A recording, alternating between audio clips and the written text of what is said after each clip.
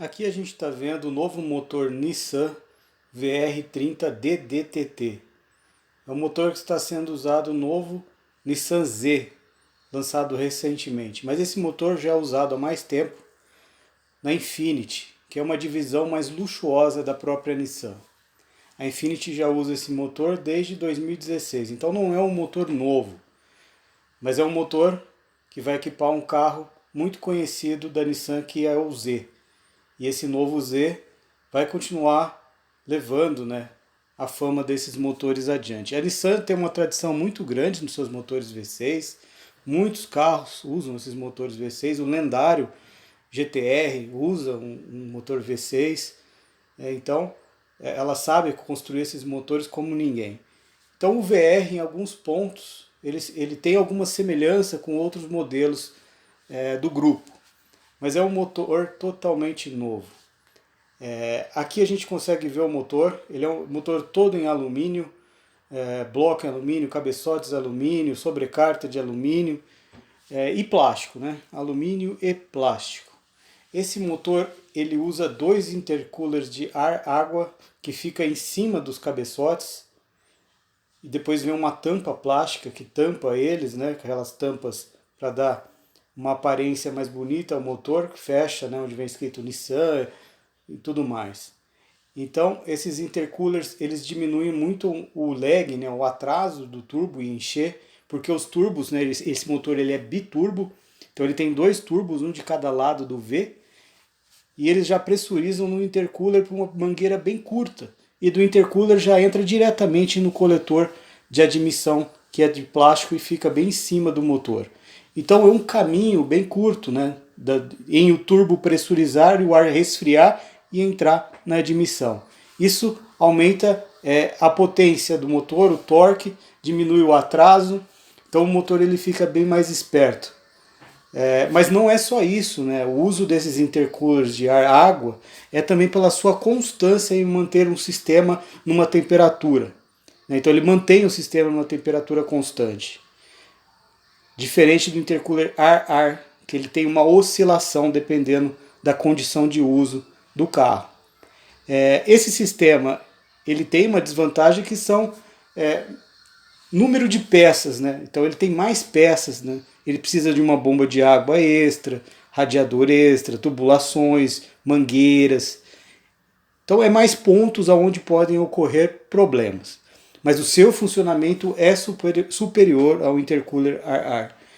Então esse novo motor ele possui duas bombas de água, né, por esse motivo de usar esses intercoolers. Ele tem duas variações de potência de 300 e 400 HP. No Z ele vai usar 400 HP, é a versão mais forte, com duas bombas de água. As turbinas também são refrigeradas pelo sistema de arrefecimento dos intercoolers. Então mais mangueiras também passando pelo turbo, além das mangueiras de óleo, de pressurização e retorno de óleo, também tem as de água. Mas os motores turbos de hoje em dia, todos são dessa forma, né? É muito raro você achar um motor turbo hoje, atualmente, que não é desse jeito. Existem, um ou outro ali, mas são raros. A maioria é desse jeito que a Nissan está fazendo aqui.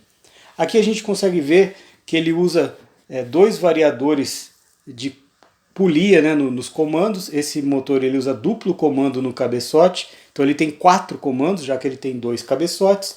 E nos comandos de admissão ele usa atuador elétrico e no comando de escape atuador a pressão de óleo. Por que isso? Porque no escapamento não tem necessidade de tanta precisão na atuação da polia quanto no de admissão. No admissão, quanto mais preciso, quanto mais rápido for a atuação da variação, melhor fica o rendimento do motor. As acelerações ficam mais imediatas, ele fica mais potente, com mais torque, enfim, mais rendimento. E no fim até mais economia, que é o que mais importa, né?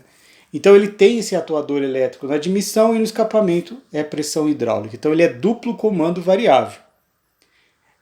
Esse motor ele tem uma característica interessante, que ele usa os comandos de válvulas rolando diretamente em cima do tucho hidráulico, que está diretamente também em cima da haste da válvula. Então ele é um sistema um pouco mais antigo. A maioria dos motores hoje em dia não usa mais esse sistema, Só que a Nissan ela usa um tratamento de baixo atrito nessas peças, no tucho hidráulico ali na cabeça do copinho e no came do comando. É um material de baixo atrito, então diminui aquele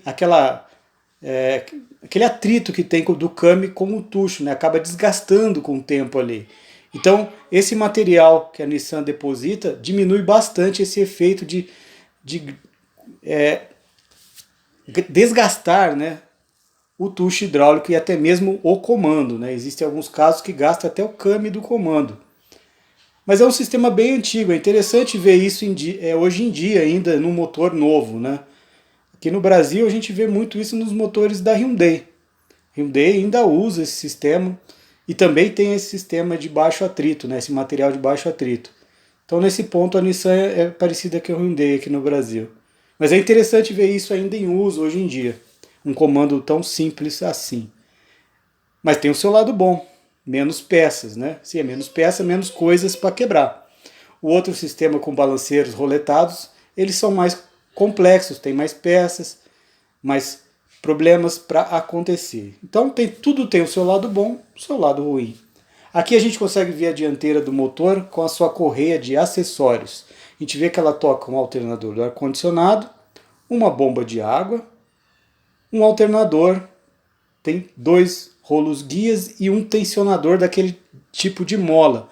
Um tensionador bem simples, né? E a polia do virabrequim que toca ela. Então a gente está vendo aqui que não tem bomba de direção hidráulica.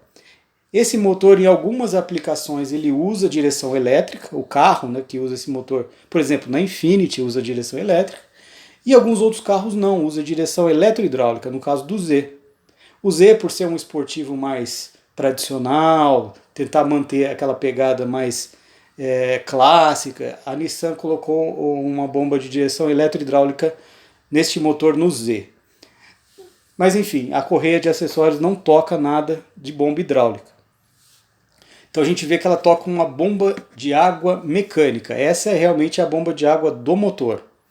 E quando ele vem com a bomba auxiliar, aí é uma bomba de água elétrica. E a gente consegue ver a pegada de água ao lado da bomba de água ali, né, que vem do radiador.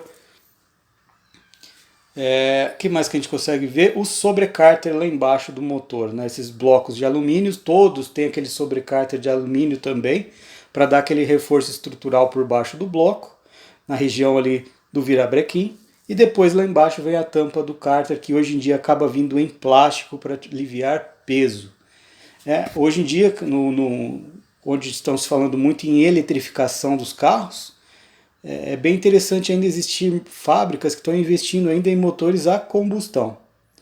E esse motor ainda é bem interessante, que ele vem com uma transmissão manual de 6 marchas. A gente consegue ver ela engatada lá atrás, ao trambulador lá atrás. Então é muito raro hoje em dia um motor ainda vir com transmissão automática, com transmissão manual, que é o caso deste motor da Nissan. Aqui é um motor de exposição, então nem é um motor de exposição, é um motor é uma ilustração feita em computador, então é tudo muito bonito, né? Então ele está mostrando como que funcionam as partes móveis aqui, recortado em algumas partes, como funcionam as polias. Ele é um motor que o trem de engrenagens é tocado por corrente, a bomba de óleo também é tocada por corrente, e detalhe que a bomba de óleo desse motor ela é gerenciada pelo computador do motor, então a pressão de trabalho dela varia, né, com a rotação do motor. E quem varia essa pressão da bomba de óleo é o computador do motor. Se ocorrer uma falha nesse sistema de controle, não tem problema, porque aí a bomba de óleo começa a trabalhar com pressão máxima, sem variar. Então não é algo que vai prejudicar o funcionamento do motor, como uma quebra, por exemplo. Então a gente vê que as polias são todas bonitas, né? Aqui a gente consegue ver uma turbina recortada, a gente consegue ver a linha que alimenta ela com água, a gente consegue ver o retorno de óleo por baixo dela ali na lateral do motor, na parte do sobrecárter. A bomba de óleo também é alojada no sobrecárter. Então o sobrecárter ele tem mais funções do que além de reforço, né? Ele tem função de defletor de óleo do virabrequim, ele tem função de alojar a bomba de óleo, o retorno de óleo da turbina é feito por ele, é alojado nele. Então a engenharia usa o sobrecárter para algumas coisas, né, a mais do que um reforço. A gente consegue ver que a turbina ela é gerenciada, a wastegate dela é gerenciada eletronicamente pelo computador do motor. Então ela não é uma turbina de geometria variável, é uma turbina com uma válvula de alívio gerenciada eletronicamente. As duas, né? E repare que ela tem uma sonda lambda antes do turbo, né? Esses motores já são aquele tipo que o coletor de escapamento é integrado ao cabeçote e o turbo já é parafusado diretamente no cabeçote. E interessante que a sonda lambda de banda larga, no caso deste motor, já vai parafusada antes do turbo, ela é pré-turbo. E depois vem outra lá no escape, né? Após turbo. E outra coisa interessante que a gente consegue ver é que esse motor tem um sensor de rotação da turbina. É um sensor óptico, né? É um laser, que ele conta as pás da turbina, o movimento das pás da turbina. Com isso, o computador consegue gerenciar a pressão de trabalho da turbina com muita precisão. Porque os sensores de pressão do turbo, eles têm um atraso em informar com precisão ali o momento que a turbina está com excesso de velocidade, por exemplo, com overspeed, porque a turbina ela pode quebrar por excesso de rotação. E a engenharia com sensores normais, ela tem uma dificuldade ali na precisão de controlar esse overspeed. E com esse sensor óptico, eles têm uma precisão muito grande. Então eles conseguem fazer a turbina trabalhar muito próximo do seu limite, sem quebra. Com isso, o motor ganha até 10% mais de potência e torque com o mesmo turbo. Então esse motor na versão 300 cavalos ele não tem esse sensor óptico de rotação das pás da turbina. Então ele é mais fraco. E na versão de 400 ele vem com esse sensor, então ele é mais forte, porque o computador consegue gerenciar a pressão do turbo com muita precisão com esse sistema. Bem legal, né? Ele também tem um sistema de alívio aqui da pressão do turbo bem curto, aqui de volta para admissão. É gerenciado também pelo computador do motor. É uma solenoide elétrica. O motor com a transmissão, né? Com a caixa C, que é a transmissão, manual de 6 marchas. Aqui a parte de trás do motor a gente consegue ver os corpos de borboleta que ficam aqui na parte de trás, na parte de cima do motor. Depois dos intercoolers de ar-água vem as borboletas de acelerador, então esse motor ele tem duas, uma para cada bancada de cabeçote e são eletrônicas, né? E depois elas entram diretamente no coletor de admissão de plástico que fica lá em cima do motor. E aí a admissão já desce para os cabeçotes.